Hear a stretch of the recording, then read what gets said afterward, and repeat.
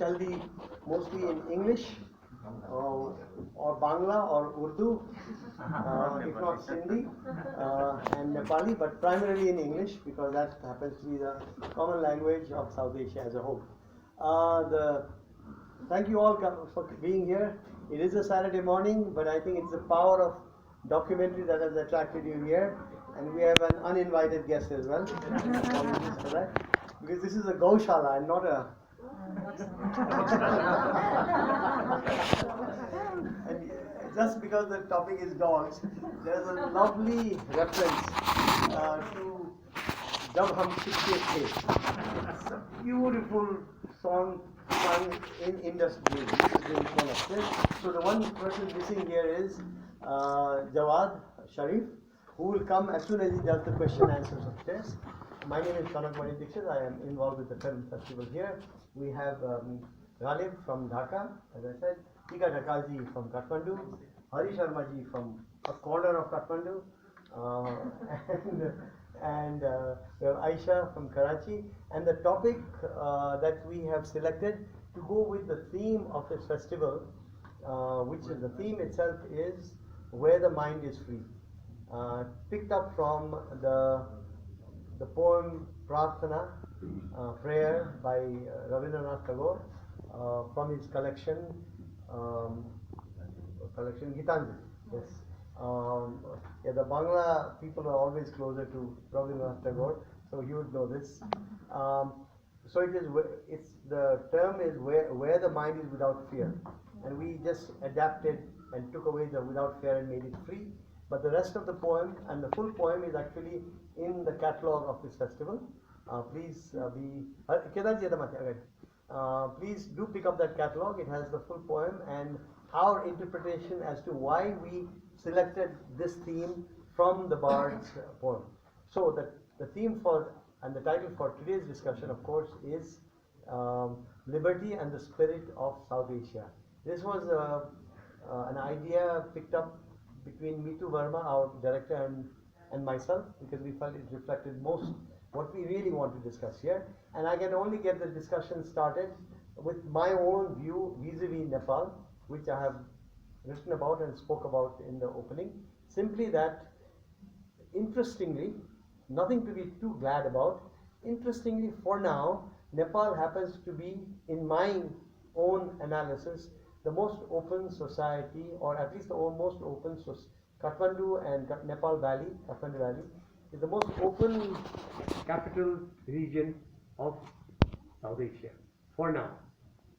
But that is nothing to take too much satisfaction about, because the storm clouds are brewing, and we just have to make sure that our guards are up. But on the other hand, it's such a thrill that we can bring South Asian filmmakers from all over, because of our visa regime and because of our relatively open society, to do these kinds of events. Now, the person we have to moderate here today is Hari Sharmaji. Hari Sharmaji is a thinker and proponent of open society, pluralism, inclusion, and also a prolific opinion maker, particularly utilizing online media these days. That too in the Nepali language, so that we can have maximum reach for the values that we hold dear in relation to pluralism, inclusion, social justice, and democracy. With that, I essentially ask Hariji to moderate the session and take it in the direction that he will. Thank you all in the panel for attending. Yes. Thank you, Gandhi. I think we have 1 hour because festival is going on, and we need to make maximum use of the various skills that are being offered. But this is important, as Kanak said, very important thing that we need to keep on thinking. One meeting like this will not help us to understand the kind of winds that are blowing in our region, but keep on talking, keep on thinking, keep on registering some of those things. As typical of Kanak, he asked me one day, Ariji, why don't you do this? And I gather the same impression from my colleague who is here, impromptu, and then there's a beauty of it. Basically, this is what brings us closer. We met Aisa yesterday. I haven't met the Bangladeshi friend, Laliji, but Tikaji I know. So there is some sort of comfortable here. Why I took this challenge? This would also set the premise to talk about why we need to talk about liberty and the spirit of South Asia. How does these two are linked? Sometimes when we meet in a gathering like this, where different minds, different creativities are together, we tend to romanticize. But empirical reality of our time is such that we have been divided by boundaries, we are divided by religion, divided by language. The world has suddenly become much more parochial. But in this kind of gathering, since we all come from some sort of liberal indoctrinations, that we tend to enjoy each other's company, converse, but suddenly beyond this room, things are changing, things are becoming very, very difficult and suffocating. Therefore, we need to talk about what does it mean. Why I'm bringing this issue is that the present day South Asia, in our understanding, Kanak has already advocated that we don't isolate South Asia, we join South Asia. Basically, we grew up in a different parts of South Asia, but particularly when Kanak uses the word South Asia jointly, South and Asia not separate, that resonated very well with me. There's a little bit of biographical note, autobiographical note, and then I moved into why we're discussing this. Because Nepal, quote unquote, was never colonized. But it was largely part of the colonial formations because we supplied timber and human resources to keep empire going on. Because of that, my family had spent stations in various parts of the subcontinent or South Asia. Aurangabad, Pakistan, my great-grandfather was there. Assam, my grandfather was there. And my grandfather also moved to Burma. Then I studied in India because we were part of the British Empire through the British Army.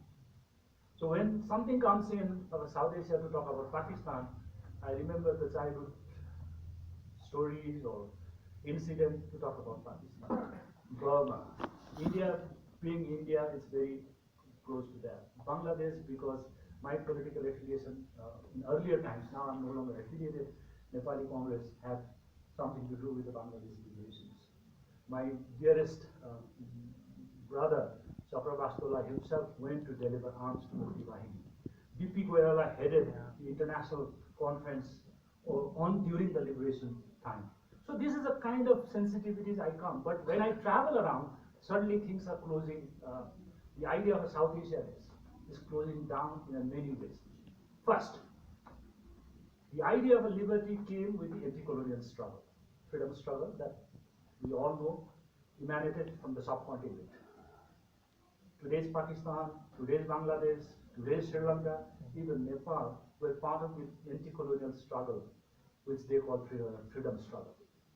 It was the time of the anti-colonial struggle. A lot of modern institutions were thought of in South Asia.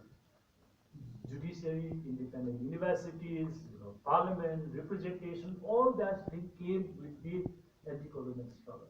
After 70 years, these institutions which gave us some sort of modern understanding of our institution, political processes, suddenly seems to be crumbling. New wave is coming. So maybe our understanding of a modern institution, how do we understand it or keep it for our benefit, has suddenly been questioned. For example, the very idea of a representative democracy is being questioned everywhere. Who is representing, whom it is representing. Crisis of democracy in subcontinent has created a shadow over the kind of liberal institution. Judiciary all over the region is facing a similar problem.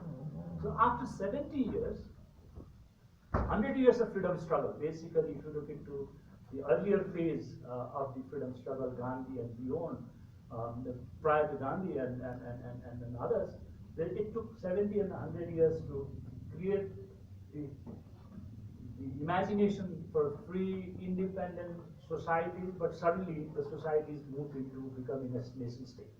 And suddenly now after 70 years, the edifice that created is suddenly crumbling. And many of us don't know where we are heading, but seems to, because we were socialized, we were stabilized, we were thinking in a certain mode of thinking.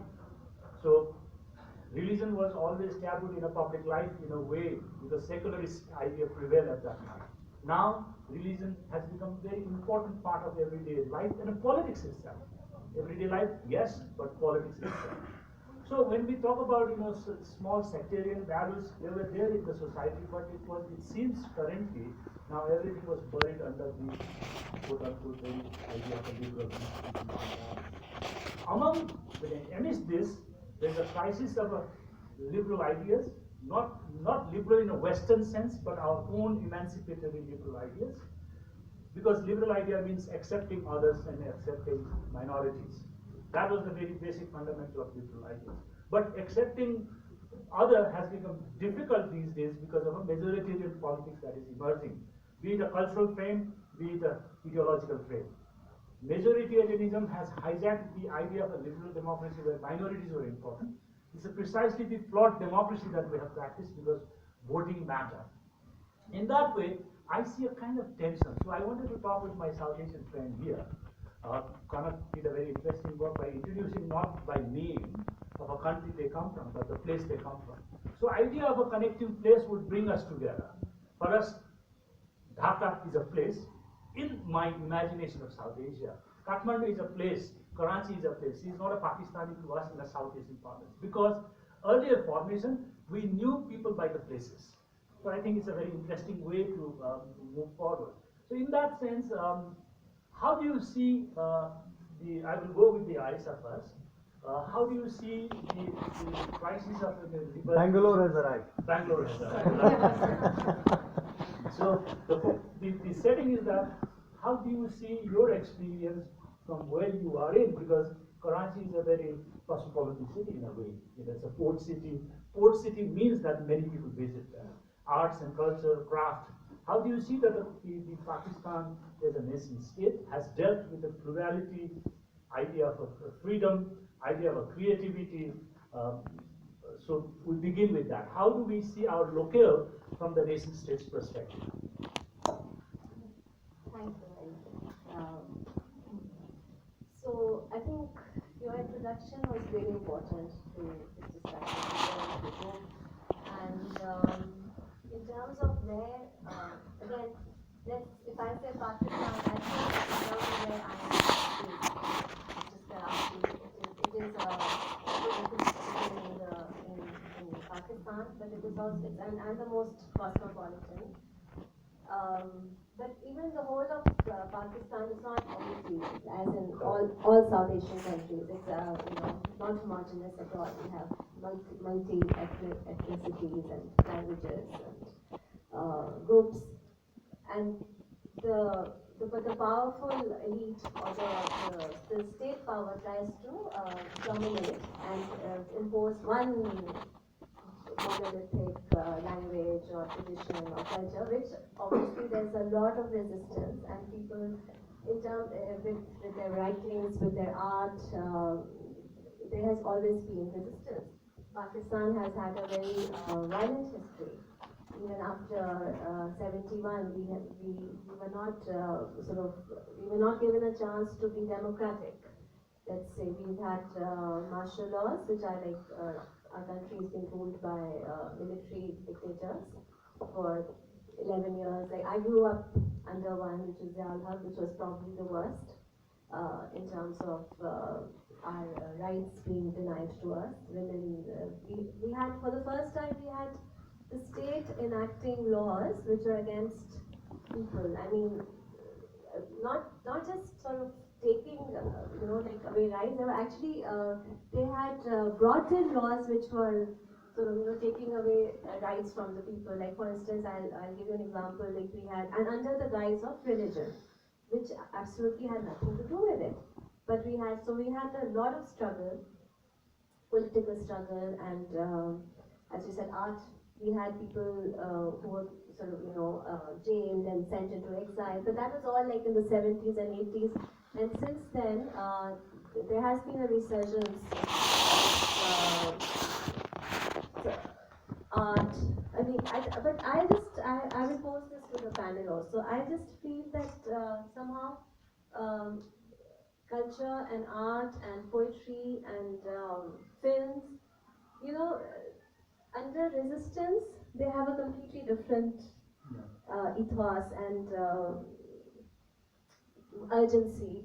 And maybe under different, like, you know, when things are quote unquote stable, it's a different kind of, which is fair. I mean, you know, not saying, not taking away anything from either.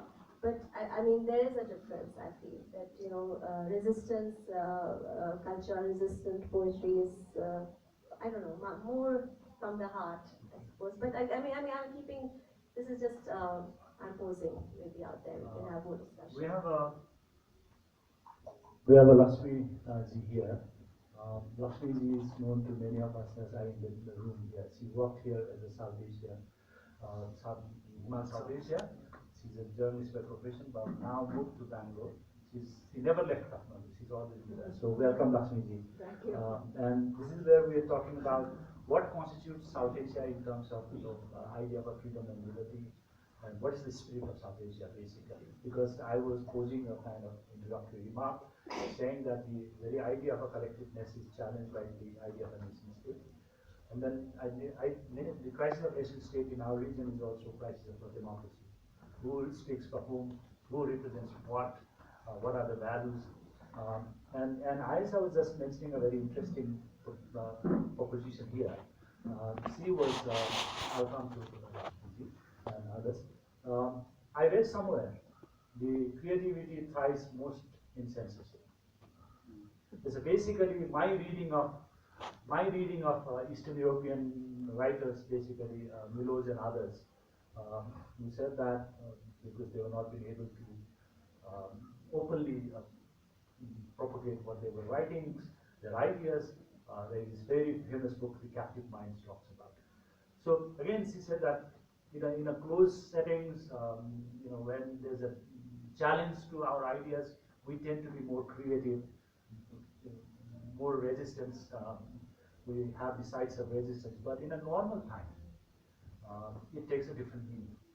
And maybe many people think that the crisis also brings people together. Maybe South Asian crisis will bring us together. It's a very, very pessimist way of looking at, because we can't imagine to run all the time in a fourth gear. We need to feel that because society has its own thing. Now I come to Galiji. How do you see from Bangladesh your experience? What is the idea of freedom and liberty from your perspective? And where is the Bangladesh? We'll go country-wise or local-wise, basically, and then come to the other questions and discussions. Okay, thank you very much. I would actually agree with you on anything, because Bangladesh and Pakistan have similar kind of history, and actually we have the same history. And we actually our first few years of after the liberation, we actually went under martial law since 1975. And since then, actually, we have been there have been lots of restrictions put, and similarly, like in the religion also, same way that the religion has been, and in 1980s, I think that time CMLA, which is Chief Martial Law Administrator, I don't know whether you include all these terms, but we used to call that CMLA, Chief Martial Administration, and they have imposed, and there's a sort of a joke also, like they used to change their decisions quite often, and they stated this, cancel my last announcement, CMLA. So that is how it was actually. So it was very funny that they used to make jokes about them. So he actually imposed Islam as a state law. Bangladesh became an Islamic country for a while. Our constitution was founded on four sort of pillars, and one of them was secularism, and it was actually taken on.